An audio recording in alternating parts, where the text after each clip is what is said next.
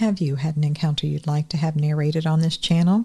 If so, send me an email with all the details. You can email me at contact@buckeyebigfoot.com.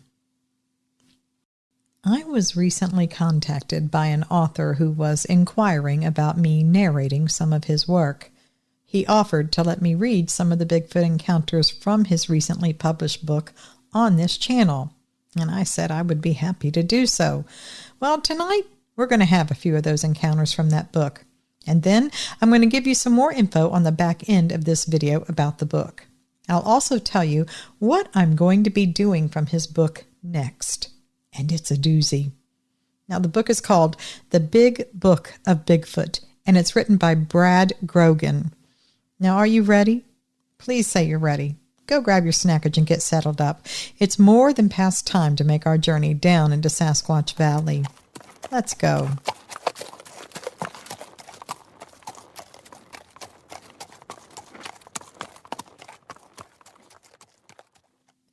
Southeast Oklahoma, 1983. Marvin Hill Sr. I was 12 years old and living in Southeast Oklahoma. The neighborhood was having a lot of problems with chickens and small animals coming up missing. I went to play with my neighbor at his grandpa's house. His grandpa told us that he'd seen a Bigfoot that morning at the local gravel pit. That was exciting news to us kids, so Doug and I grabbed our pet dogs and went to look to see if there were any footprints or evidence of the creature. And sure enough, we found footprints at the exact spot Doug's grandpa had said that he'd witnessed the Bigfoot. Being typical 12-year-old kids, we decided to follow the footsteps, which were headed back towards mine and Doug's house. After following the tracks for about 30 seconds, a horrible odor swept over us. It smelled like raw sewage.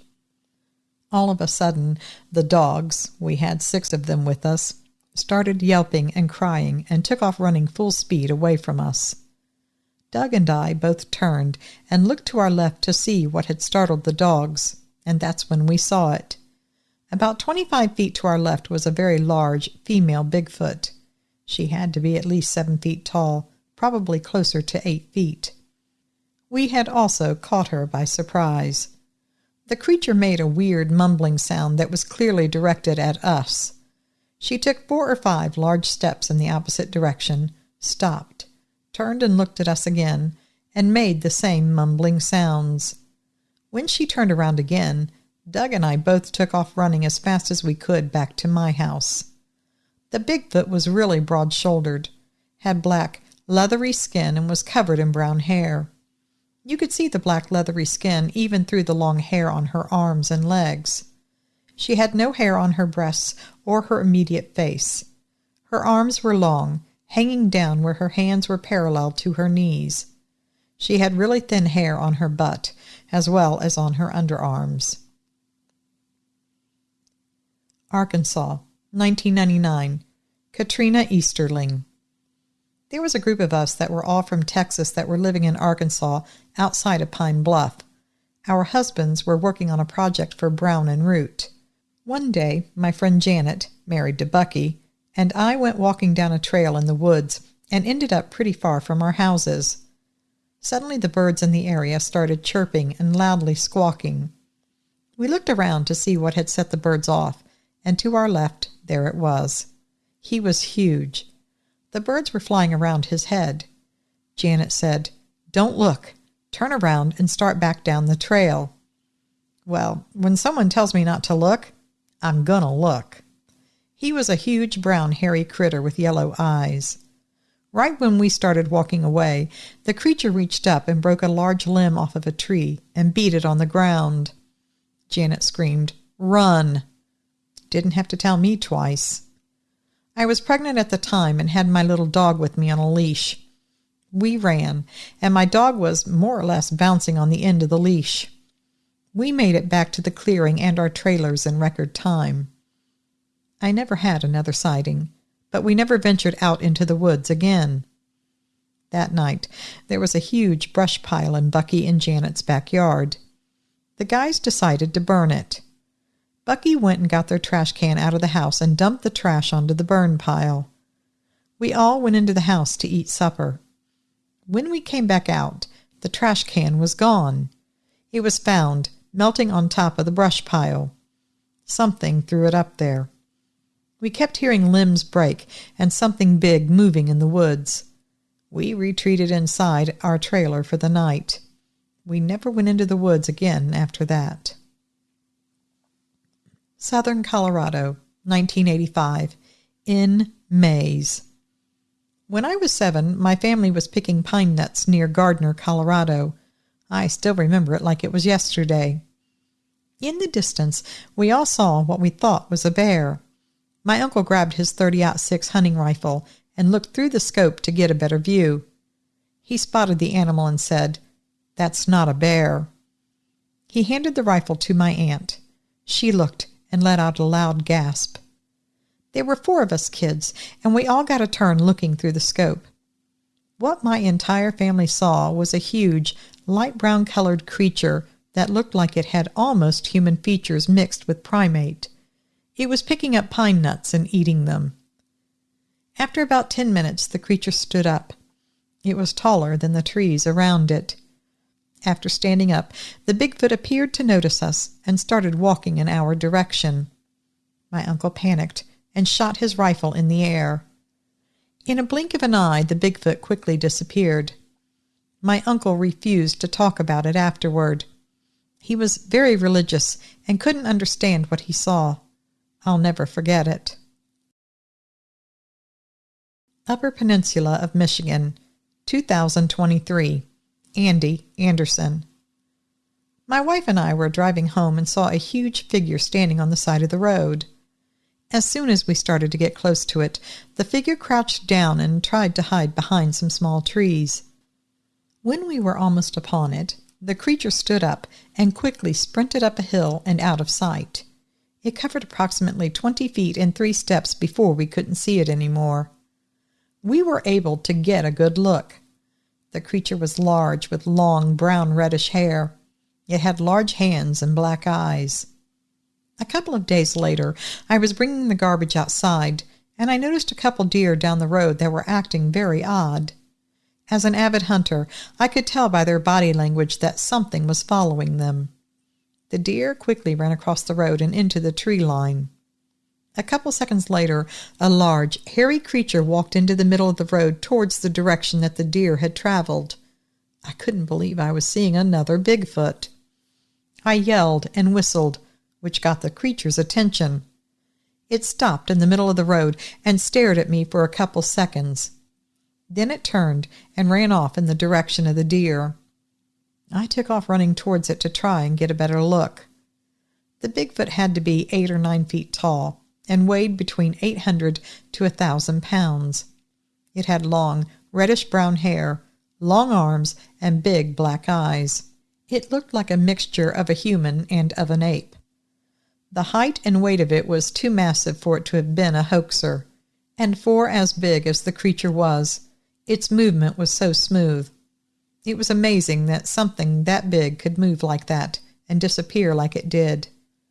We never saw the creature again, but for the next couple of weeks we could hear something howling and banging trees on rocks in the woods.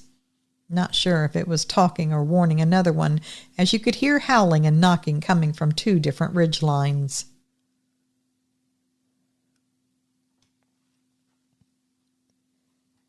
Ohio, 2004. Danielle Dement. I always hesitate to tell this story because most people do not believe me, or I always end up feeling like I'm crazy for even telling it. I will share my one and only encounter with Bigfoot. I was 16 years old. My family had just moved to Lawrence County, Ohio, 7 miles from town, 3 miles up in the head of a holler, isolated on top of a mountain, close to the Wayne National Forest. I still currently reside there with my husband and 4 children. One night I was planning on sneaking out of my house to meet up with some friends. It was 2:30 a.m., and they were waiting down the road for me. I quietly and slowly opened the back door. As soon as I started to step outside, I noticed an extremely large figure crouching down about 10 feet away from me. It immediately noticed me and quickly stood up.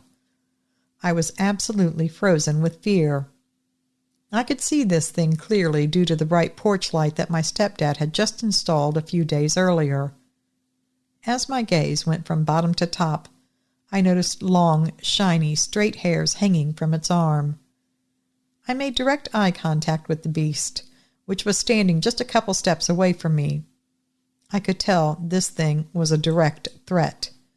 I don't know how long I stood paralyzed with fear while staring into its eyes, but it seemed like time stood still. I had a huge rush of adrenaline and quickly thought to grab the door handle. But as I turned to go back in, hoping that the cheap door would shut, it didn't. The lousy door slammed and flew back open as it was a hard door to shut without maneuvering it physically. I didn't bother turning back to shut it. I ran straight to my room and locked the door.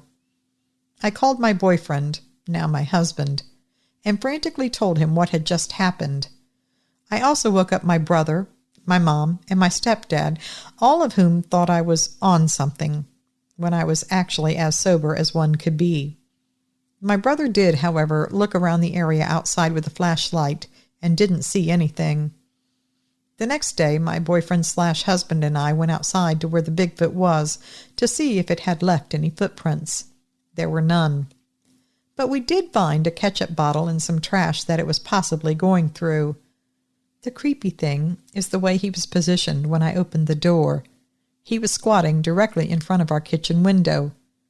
He would have had a perfect view from his position to see clearly into the house. I do think I alarmed him when I opened the door, and that's why he stood up. He wanted me to know he was there. Had he not stood up, I probably wouldn't have noticed him. One thing's for sure, my butt never tried to sneak out again, and every day I look out my kitchen window, I'm looking for him. It's been over 15 years since my encounter, and there's not a single day I don't look at that spot and remember what I saw. His eyes staring through my soul. I'll never forget it. It really is hard to describe due to the amount of adrenaline that was coursing through my body. I can tell you it was covered in long, straight, shiny hair. The face was terrifying, not like an ape, not like a human, not like anything I've ever seen. Its face had less hair, as in I could tell it had a distinctive bone structure, one of its own. I would like to mention that as soon as eye contact was made, it didn't break until I grabbed the door and turned away. Year and location not submitted. Shane O. The oldest and strongest emotion of mankind is fear, and the oldest and strongest kind of fear is fear of the unknown. H.P. Lovecraft. Sorry, not to be rude, but old H.P. didn't know what he was talking about. His statement might be true for a scary book or tale around the campfire, but in real life, sometimes it is better to not know than to know what is out there, what is watching you. Take my word on that. Imagine yourself in the woods, at night, and you've been hearing noises, branches breaking, sounds like something large is walking around your camp area. But you laugh it off, positive your mind is just playing tricks on you. Certainly the noises have to be a raccoon, a deer, maybe even a small and relatively harmless black bear who is probably more scared of you than you are of him. But your significant other wants you to check. Her senses are on full alert, just like yours. Her nervousness is making you more on edge. She wants you to go check, at least just to scare off whatever animal is roaming around. So you do, because you love her. You throw on your pants and shirt and breathe a sigh of relief when your flashlight's batteries appear to be full strength. You debate for a minute, then grab your .22 pistol just to be safe. Although you've been taught that a wounded animal is more dangerous than one that hasn't just been clipped with a .22 bullet, i.e., if you shoot a mountain lion or a large bobcat or bear and you don't kill the animal, you've probably just pissed him off. Now he isn't curious. Now he needs to subdue the creature that just caused them sharp, searing pain, i.e., you are in trouble. But the weapon will make you feel a little less nervous as you venture out into the forest in the dark. Hopefully, you won't need to use it. The first thing you do after leaving your tent is throw a couple pieces of wood onto the dying fire. You get a good blaze going, and then do the next obvious step.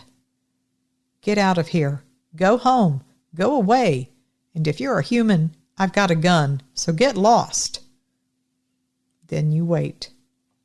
Unfortunately, about 10 seconds later, you hear a branch crack. Something is clearly out there. You guess the noise is about 40 to 50 feet from the tent. It sounds large, and the smell comes. Honey, did you fart? That's rank, babe. She doesn't think you're funny and tells you to get back to your task. The smell really is rank, like a homeless person who hasn't showered in a year. The smell is making your eyes water. Your first thought is that maybe it's a mountain lion dragging a decomposing goat or deer that's been sitting out in the heat for a few days. The smell is horrible.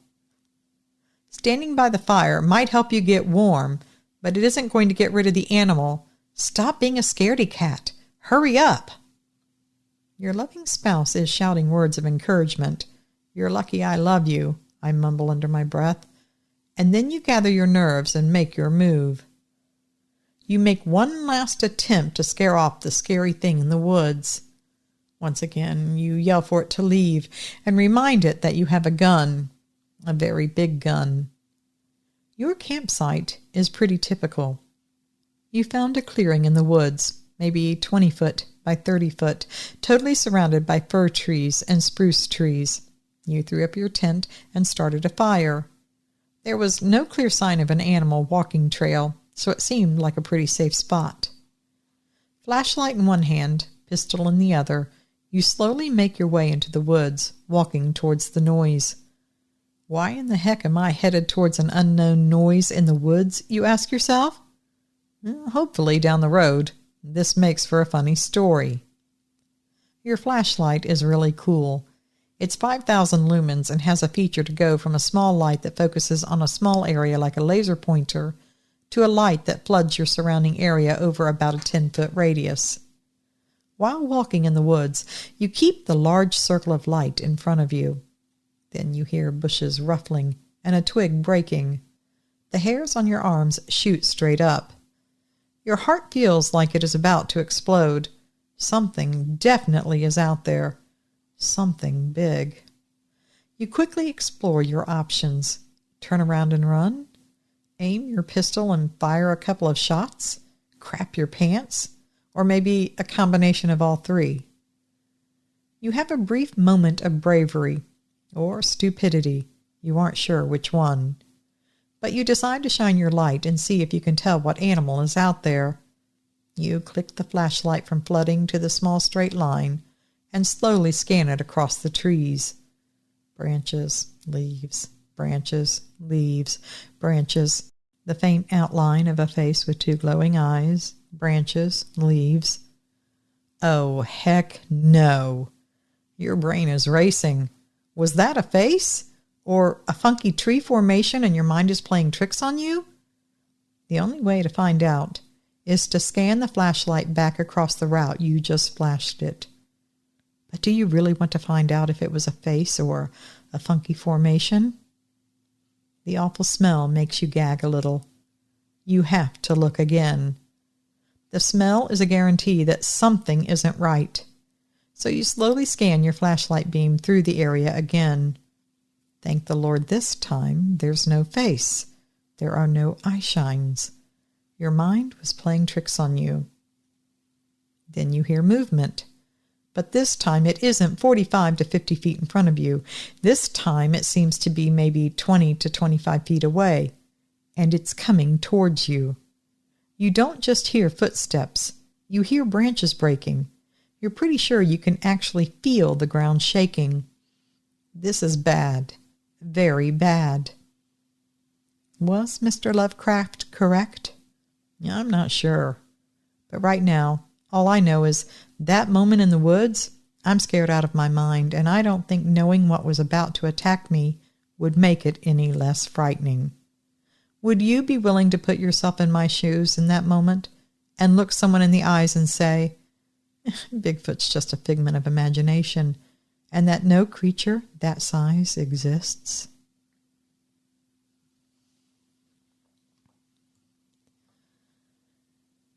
Sandpoint, Idaho, 1993, Mike K. I've told this story to maybe 100 different people. I'd say that less than 10 actually took it seriously and believed me. My response to the people who tell me I'm not being honest is always the same. Why would I lie? What would I possibly gain by making up this story? I guess that my reason for making up this story was so that it could be featured in a book 20 years after my encounter, LOL. I was mountain biking on a seldom-used trail deep in the woods of the beautiful Selkirk Mountains area. The trail was pretty rough and grown over, but the lack of other hikers/bikers made it a more enjoyable trek for me. I was having a very enjoyable bike ride when I spotted a grizzly bear on the trail maybe 50 yards ahead of me. I instantly stopped and tried to be as still as possible, hoping it wouldn't see me. Unfortunately, it did. I had to trust my whistle. I had a can of bear spray, and by all accounts, bear spray works miracles and is typically more effective than a gun. The odds of you making a kill shot with a gun on a charging bear is pretty slim. But with bear spray, you just point and spray. There are videos on YouTube of people completely stopping a charging large bear with a can of spray. But let me tell you, that's all good and well to talk about. But when a 500-pound killer bear is charging you, putting your life in the hands of a little spray bottle full of liquid, well, that hits your brain a little differently. Oddly, this bear didn't make a full charge. It just started coming towards me in a brisk walk. I didn't know what to do and panicked. I started yelling and screaming for the bear to get out of here, to leave me alone. I knew I couldn't outrun the bear on my bike as the trail was too rough and rugged.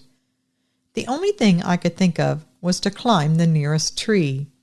Yes, I knew bears could easily climb a tree, but I didn't have any other options, and I figured that it would be easier for me to spray the bear with bear spray if I was in a tree and the bear was climbing up. His head would be fully exposed to me, and his claws would be attached to the tree. Maybe a stupid option, but that's all I could instantly come up with. So I dropped my bike and quickly climbed the closest tall tree I could find. In the 20 seconds it took for the bear to reach me, I had reached probably 30 feet up the tree. I was out of branches to use as steps, and the main trunk was starting to get narrow, so I had pretty much reached the highest point I could go. The bear walked around the tree a couple times while grunting, huffing, and growling. I said a prayer that he wouldn't climb up to get me and would just walk away. My prayer was not answered. I knew bears could climb a tree super fast. While he attached himself to the bottom of the tree and started to climb, I braced myself and got out my bear spray. My ultimate goal was for him to get close enough where I could spray him fully in the face, and the pain would make him let go of the tree, and he'd be high enough that the fall to the ground would kill him. Well, 1 out of 2 wasn't bad. When the bear got to within 10 feet of me, I unloaded a ton of the spray downwards directly into the bear's face. By gosh, it did stop him in his tracks. Well, his climbing tracks. Unfortunately, he didn't fall, but instead climbed down. The bear kept growling and making horrible groaning noises for what seemed like 5 or 10 minutes. I still had half a bottle of spray left, so I knew I'd be able to fend off at least one more attack. Finally, the bear laid down, maybe 10 feet away from the base of the tree. It remained there, just chilling and watching me for a good hour. I contemplated my life, thought about things I'd do if I made it out alive. I asked for forgiveness for all the bad things I'd done in the past. You are probably wondering why I'm telling you a bear story when you are reading a book about Bigfoot. This is where the switch happens. After an hour in the tree, My bear friend and I both heard something very large walking in the woods. This was big and coming straight towards us. Being high in the tree, I could see the top of a large, hairy creature walking through the woods. The grizzly also heard it. He quickly stood up on two legs for a couple seconds, sniffing his nose in the direction where the noise was coming from. I kid you not. That grizzly then dropped to all fours and sprinted off as fast as it could. I actually chuckled out loud and thought, how unlucky could one man be? I was treed by a grizzly, and now this new grizzly was so huge that it made the other run off in fear. Unbelievable. Now, it turns out the new creature was no grizzly bear, or any bear. It was a Bigfoot, Sasquatch, whatever you want to call it. Has anybody else ever seen one from my perspective? 30 feet in the air and looking down on it? This Bigfoot had to be 10 feet tall. I can't judge the weight, but it was even wider than the gorillas you see at the zoo. Its hair was dark brown, but I could see swatches of gray mixed in. I guess that means this thing was old. He walked close to my tree and picked up my bike and examined it for a few seconds. He shook the bike a couple times and then threw it about 20 feet away into the woods. He briefly looked around the base of the tree and continued walking in the same direction that the grizzly had taken off running. He never looked up at me in the tree, so I didn't get a great look at its face. 10 feet tall, covered in hair, and he made a huge grizzly bear run away in fear. If you can tell me what else that could have been besides a Bigfoot, I will listen to what you have to say, but I know what I saw. All right, hey there, Sasquatch. I do hope you enjoyed those encounters from Brad's book. Now, there's a lot in that book, not just encounters, but there are guides to where you can find more information on the topic of Bigfoot, interviews with a lot of well-known names you would recognize from within the Bigfoot community, and I enjoyed reading those. I mean, everyone has a different view and thoughts on many of the same things, so you might be surprised to see what some of those people had to say. There's also an incredible, and I do mean absolutely incredible encounter at the beginning of that book, and it is 72 pages long. That's right, one encounter, so to speak, 72 printed pages long. Now, I do want to narrate that really long encounter for you. That's my plan, but it's going to have to be broken down into sections, I'm pretty sure.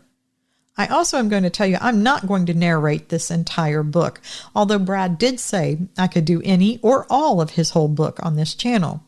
I will narrate parts, but I also want to leave parts so that when you buy the book, you're going to have new material as well. So this Friday, look forward to part 1 of the Bostwick Massacre. That's the really long encounter. Now, this is probably going to go to 3 or 4, heck, maybe even 5 parts. I haven't broken it down yet, so I'm really not sure how it's going to play out. But be on the lookout for it.